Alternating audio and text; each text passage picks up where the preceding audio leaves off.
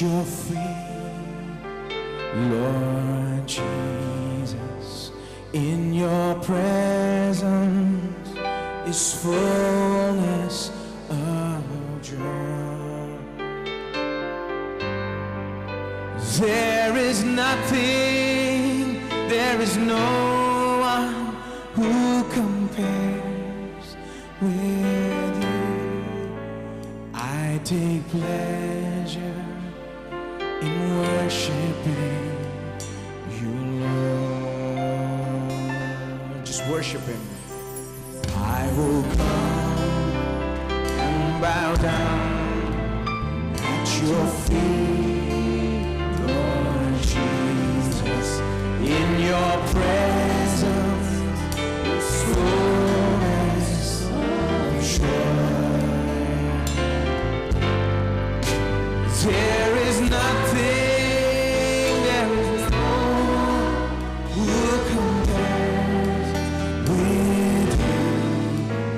I take pleasure in worshiping you, Lord. Heaven is your throne, and the earth is your footstool. Jesus, I come to bow down at your feet.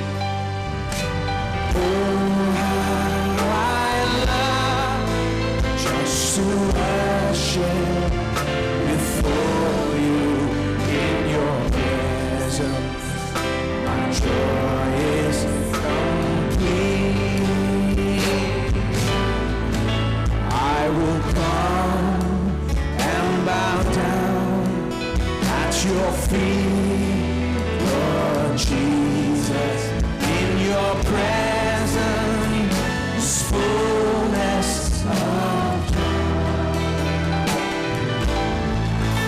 There is nothing, there is no one who compares with you. I take pleasure in worshiping you, Lord. There is nothing or no one. There is nothing, there is no one who compares with you. I take pleasure in worshiping. I take pleasure in worshiping. I take pleasure in worshiping you, Lord.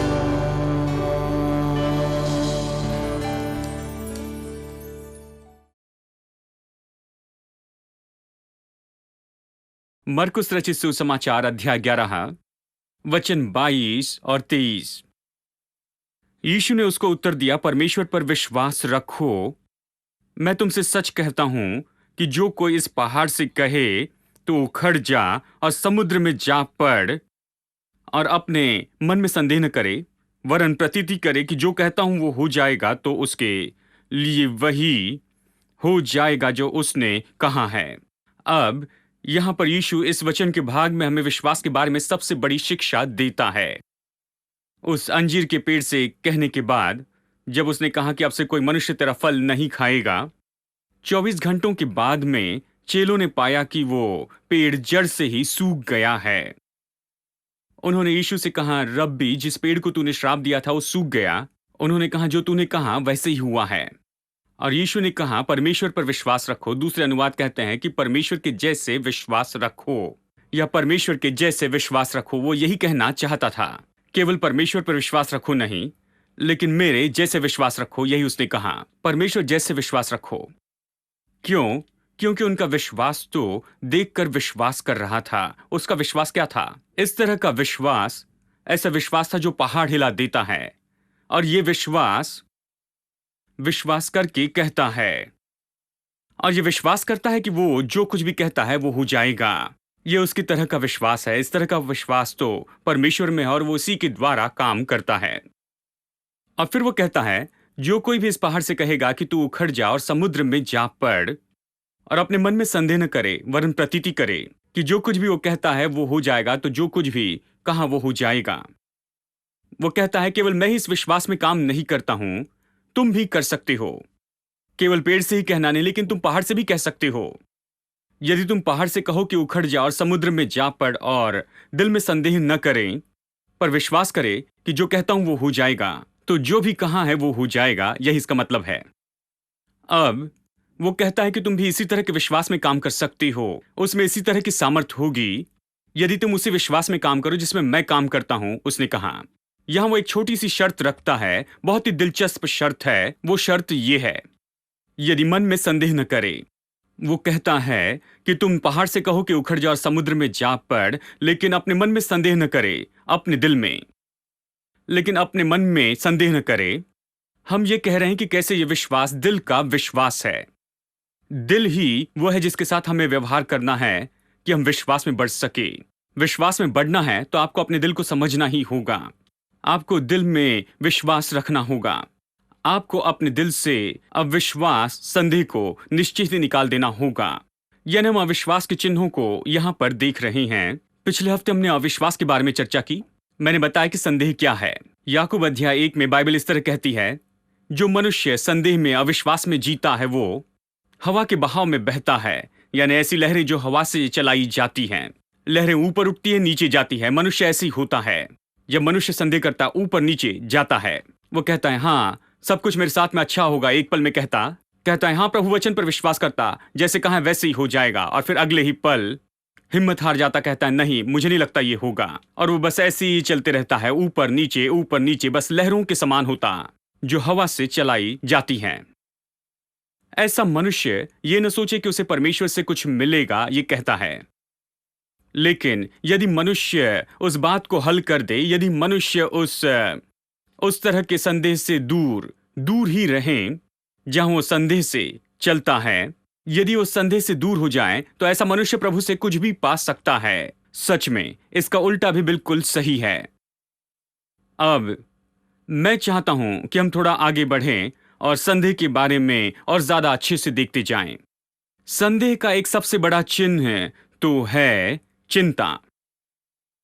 मैं सोचता हूं हमें निश्चय से जानना होगा, आपको दिखाना होगा और मुझे ये दिखाना होगा ये कैसे काम करता है और हमें इसके साथ में क्या करना चाहिए।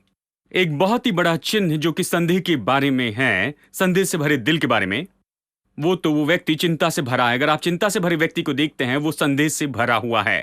प्लीज मेरे साथ में निकाले फिलिपियों अध्याय 4 वचन 6। किसी बात की चिंता मत करो, परंतु हर बात में तुम्हारे निवेदन, प्रार्थना और विनती के द्वारा धन्यवाद के साथ परमेश्वर के सम्मुख उपस्थित किए जाएं। अब यहां पर संदेह शब्द कहां है? यहां पर अगर किंग जेम्स वर्जन में आप पढ़ते हैं, यहां पर संदेह शब्द नहीं आता है। लेकिन चलिए लिविंग बाइबल से पढ़ते हैं, और दूसरे बहुत से अनुवाद यहां पर शब्द उपयोग करते हैं, संदेह शब्द का उपयोग करते हैं यहां चिंता के बजाय। कुछ बाइबल चिंता या परेशानी के बारे में शब्द उपयोग करती है। किसी बात की चिंता न करो, इसके बजाय किसी बात की परवाह न करो, ये कहती है चिंता न करो। लेकिन लिविंग बाइबल इस तरह से कहती है, किसी बात की चिंता न करो। सब लोग कहे किसी बात की चिंता न करो। मुझे लिविंग बाइबल और एम्पलीफाइड बाइबल पसंद है क्योंकि बहुत ही सरल है। किसी बात की चिंता न करो, इसके बजाय हर बात के लिए प्रार्थना करो, प्रभु को अपनी जरूरत बताओ और उसके जवाब के लिए उसे धन्यवाद देना न भूलना। क्या यह अद्भुत नहीं? प्रभु को जरूरत बताएं और धन्यवाद देना न भूलें उसके उत्तर के लिए। लेकिन बात तो यह है, किसी बात की चिंता न करें, किसी बात की परवाह न करें। क्या सच में इसका मतलब है कि किसी बात की हमें परवाह नहीं करनी है? अगर यह सत्य है कि हमें किसी बात की चिंता नहीं करनी, अगर यह बाइबल की आज्ञा है और यह परमेश्वर का वचन है, और परमेश्वर का महान जन पौलुस से सिखाता है कि किसी बात की तुम चिंता न करना, क्या यही अर्थ है कि किसी की चिंता न करना? यह सब कहने के बाद क्या आपको लगता है कि इसके बारे में और भी विवरण चाहिए कि हम किसी बात के बारे में चिंता न करें? बिल्कुल। क्या संसार में और कोई कारण है कि क्यों आपकी चिंता सही हो? शायद सही हो। खैर, कुछ लोग ये कहते हैं हम कुछ नहीं कर सकते हैं ब्रदर, ये प्रचार करना अच्छा है, चिंता न करे, ये अच्छा विचार है। लेकिन असलियत में चिंता न करने में कैसे मदद करेंगे? जब कोई परिस्थिति आती है, कोई समस्या आती है, जब कुछ चीजें उभर कर आती हैं, आप पर छा जाती है, और वो इतनी बड़ी होती है, इतनी मुश्किलों से भरी होती है। बहुत मुश्किल होती है तो चिंता के सिवा और क्या कर सकते हैं? कुछ नहीं, बस चिंता करते हैं कहते। यानी ऐसी कुछ परिस्थितियां हैं, वो कहते हैं कि आपको चिंता करनी है और कुछ भी नहीं कर सकते हैं। लेकिन बात तो यह है कि आपका अनुभव है, आप अपने अनुभव से ये कह रहे हैं कि आप जान रहे हैं, आप कह रहे हैं। खैर, मेरा अनुभव ये कहता है कि अनुभव से कहा जाए तो चिंता किए बिना रहना तो बहुत ही मुश्किल होता है। ऐसी परिस्थितियां होती हैं जहां चिंता करनी है, आप चिंता करते हैं, ये तो अनुभव की बात हो गई है। कई बार आपके पड़ोसी, आपके दोस्त, आपका परिवार, आपके आसपास के दूसरे लोग कहते हैं नहीं, कुछ नहीं कर सकते। केवल प्रचारक ये कहते हैं कि चिंता ना करें, लेकिन व्यवहारिक रूप में देखा जाए तो यह दिखाता है कि यह असंभव है, बिना चिंता के नहीं रह सकते हैं। चिंता के बिना कैसे जिए, यह असंभव वो कहते हैं। यानी अनुभव यहां पर कहता है हाँ, ये बात सच है कि आप चिंता के बिना नहीं रह सकते कुछ परिस्थितियों में। और आपके दोस्त ये कहते हैं, दूसरे ये कहते हैं हाँ, ये सच है। बाइबल कहती है कि चिंता न करना, लेकिन कुछ परिस्थितियों में कुछ नहीं कर सकते हैं। और फिर वो भी है जो बाइबल कहती है। बाइबल कहती है किसी बात की चिंता न करना। कौन सा सत्य है? क्या आपने निर्णय लिया है? मैंने कुछ समय पहले यह निर्णय लिया है। मैंने निर्णय लिया कि मेरे अनुभव शायद मुझसे कुछ कहे। ऐसी कुछ परिस्थितियां होती हैं जब आप ऐसा सोचते हैं कि आपको बस चिंता करते जाना है, लेकिन मैं अपने अनुभवों पर विश्वास नहीं करूंगा। मैंने सुना है संसार की फिलॉसफी, लोगों के विचार, लोगों के आइडिया, उनके दृष्टिकोण सुने हैं। वो कहते हैं चिंता के सिवा कुछ मार्ग नहीं। मैं लोगों पर विश्वास नहीं करूंगा, मैं विश्वास करूंगा प्रभु का वचन क्या कहता है। यदि प्रभु वचन कहता है कि किसी बात की चिंता न करे, यह मुझे बताता है कि मुझे विश्वासी के रूप में किसी बात की चिंता नहीं करना। मैं ऐसे हो सकता हूं। यह संभव है कि मैं चिंता के बिना रह सकता हूं और मैं चिंता किए बिना रह सकता हूं। आमीन। ऐसी कोई परिस्थिति नहीं है जहां आप केवल चिंता कर सकते हैं। ऐसी कोई भी परिस्थिति नहीं है। यह तो केवल चुनाव की बात है। यह हमारे निर्णय लेने की बात है कि हम चिंता नहीं करेंगे, क्योंकि परमेश्वर ने कहा कि चिंता न करें। हम ऐसा कर सकते हैं, बस विश्वास करना है कि हम ऐसा कर सकते हैं। हाँ, अब यह आज्ञा है, लेकिन नए नियम में सबसे ज्यादा भंग की गई आज्ञा है। जरा आप सोचिए, यह बाइबल की आज्ञा है, लेकिन सबसे ज्यादा भंग की गई आज्ञा है। कई बार लोग चिंता करते हैं, और जब आप चिंता के बारे में कहते हैं तो उन्हें गुस्सा आता है। वो कहते हैं मेरे प्रभु, मैं बस चिंता कर रहा हूं, यह वहां थोड़ी सी, मैं तो केवल एक मनुष्य हूं। जानते हैं आप मुश्किल क्यों कर रहे हैं? मैं बस चिंता कर रहा हूं, थोड़ा बहुत कभी चिंता करता हूं, उसमें क्या गलत है? लेकिन बाइबल स्पष्ट सिखाती है कि हमें चिंता के बिना जीना है। जरा सोचिए कि आपका जीवन कैसा होगा अगर आप चिंता के बिना जीवन जीते हैं दिनों दिन, तो फिर यह आपके लिए कैसा होगा? अगर आप डगमगाते हैं, बाइबल कहती है, अगर आप चिंता करते हैं, डगमगाते हैं, बाइबल कहती है, तो प्रभु से कुछ नहीं मिलेगा। यह ना सोचे कि प्रभु से आपको कुछ मिलेगा। इसका उल्टा भी बिल्कुल सही है। अगर आप नहीं डगमगाएं, अगर आप अपनी दृष्टि प्रभु वचन पर लगाओ, प्रभु वचन जो कहता है उस पर विश्वास करें, दुचित्ते ना हो लेकिन एक ही मन के हो, तो आप प्रभु से कुछ भी पा सकते हैं। मेरे साथ निकाले मत्ती अध्याय 6 और चलिए वचन 22 से पढ़ते हैं। शरीर का दिया तो आंख है, इसलिए यदि तेरी आंख निर्मल हो तो तेरा सारा शरीर भी उजियाला होगा। वो कहता है शरीर का दिया तो आंख है। मतलब क्या है? इसका मतलब है कि ये आंख आपके शरीर का महत्वपूर्ण भाग है। अगर आपकी आंखें अच्छे से काम कर रही तो आप जगह जगह पर जा सकते हैं। ये ज्योति है आपके शरीर की। अगर आंखें सही है तो आप जगह पर जा सकते हैं, कुछ काम कर सकते हैं। जानते हैं, ये कह रहा है कि आप क्या देख रहे हैं, आपका मन कहां पर है, आपके विचार कहां पर है, कहां पर गौर कर रहे हैं। यदि वो सही होगा तो बाकी सब ठीक होगा। सामान्य रूप में जैसे आंख तो शरीर के लिए है, आपका दृष्टिकोण, आप कैसे सारी चीजों को देखते हैं, ये आपके सारे जीवन के क्षेत्र में काम करता है। आप सारी चीजों को कैसे देखते, सारी चीजों के बारे में एक मन के हैं। देखिए, इसी के बारे में ये कहता है यदि तेरी आंखें एक हो। मुझे पसंद है, ये उतना अच्छे से दूसरी बाइबल में नहीं आया, इसलिए मुझे एक अलग अनुवाद से आज सुबह प्रचार करना पड़ा, क्योंकि एक अनुवाद में इस तरह ये कहता है कि यदि तुम्हारी आंखें साफ हो। ये उतना स्पष्ट नहीं है। यदि तुम्हारी आंखें साफ हो तो सब कुछ ठीक हो जाएगा। लेकिन ये अच्छा, ये कहता है कि अगर तेरी आंखें एक हो। हमने दुचित्ते के बारे में देखा है। ये डबल क्या है? डबल तो वो है जहां आप दोनों बातों के बीच में थपेड़े खाते रहते हैं। एक कहता मैं कर सकता हूं, दूसरा कहता मैं नहीं कर सकता। एक कहता है प्रभु वचन सत्य है, दूसरा कहता है शायद वो सत्य नहीं है। एक कहता है हाँ मैं चंगा हो जाऊंगा, दूसरा कहता है नहीं। एक कहता है हाँ प्रभु मेरी जरूरत पूरी करेगा, दूसरा कहता है नहीं। डबल, ये संदेह है। अब ये कहता है यदि तेरी आंखें एक हो, ये बहुत ही महत्वपूर्ण है।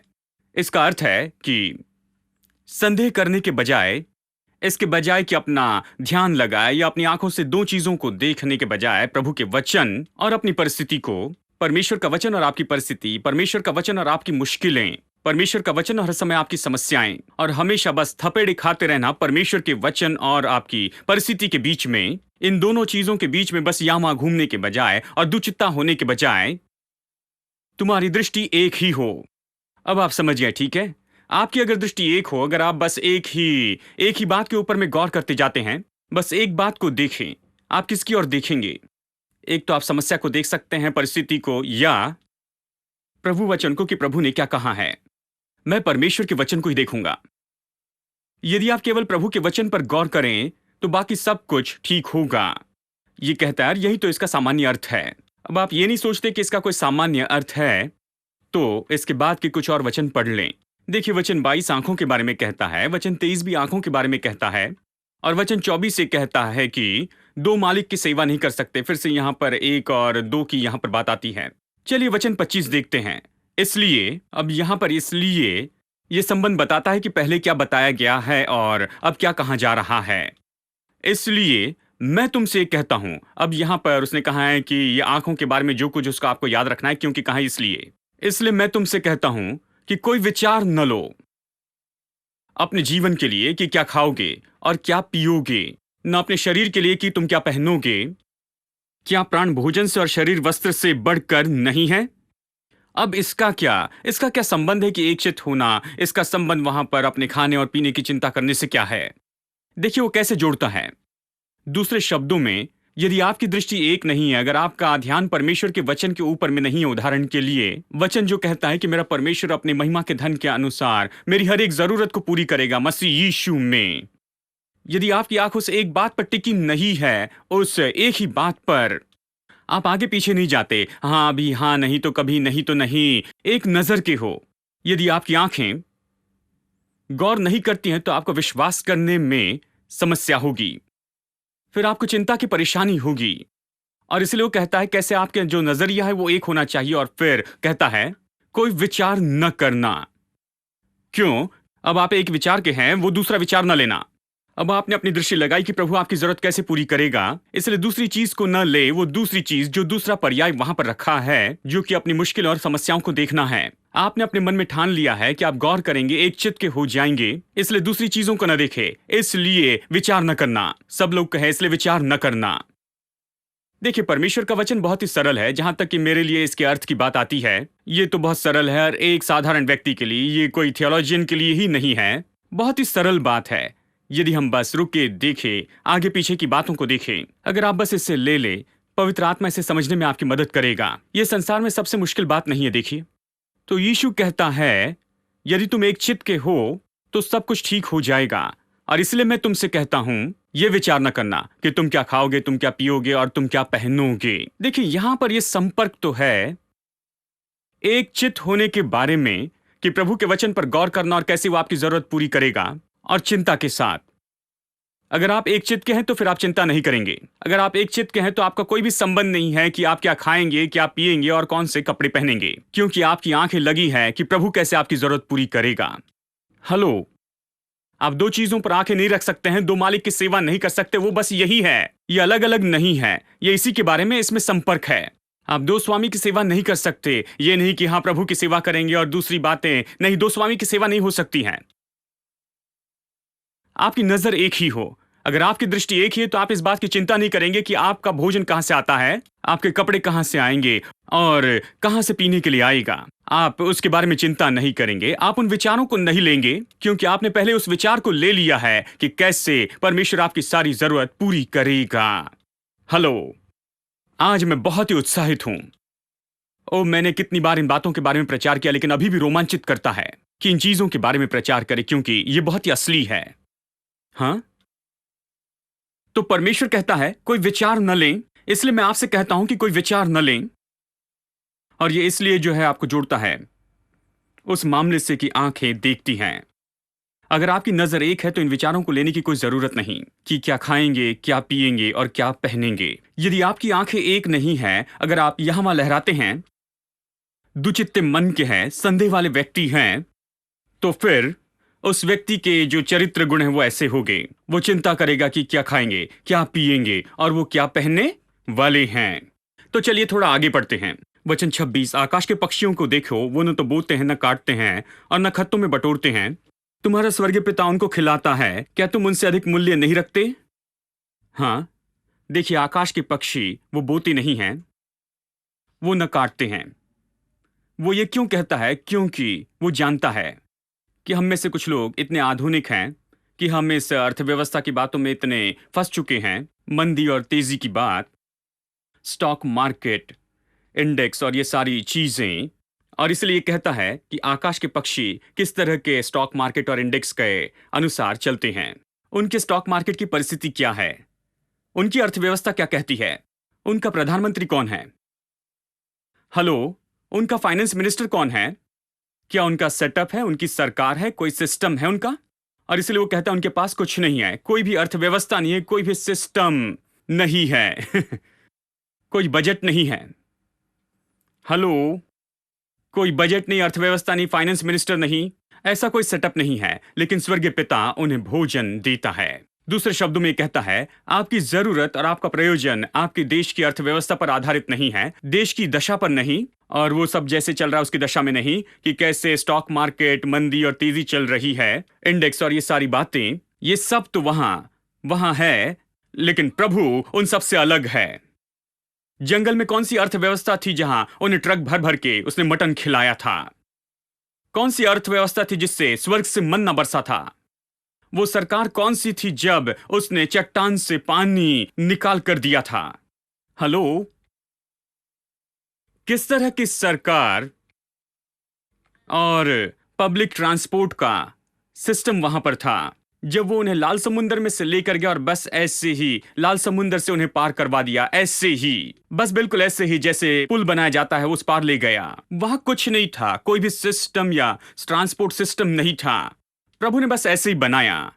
देखिए, मैं आपसे कह रहा हूं, परमेश्वर जो भी कहता है उन सारी बातों से हटकर, इसलिए ये मत कहना हाँ परमेश्वर ने कहा है वो मेरी सारी जरूरत पूरी करेगा, लेकिन आप जानते हैं भाई परिस्थिति तो ऐसी है। नहीं, आप ऐसी मत कहिए कि परिस्थिति ऐसी है, क्योंकि इसका प्रभु से संबंध नहीं है। चाहे कोई भी परिस्थिति क्यों ना हो, परमेश्वर अद्भुत है, वो महान है, वो उससे बिल्कुल अलग है, उसे उन पर आधारित नहीं रहना है।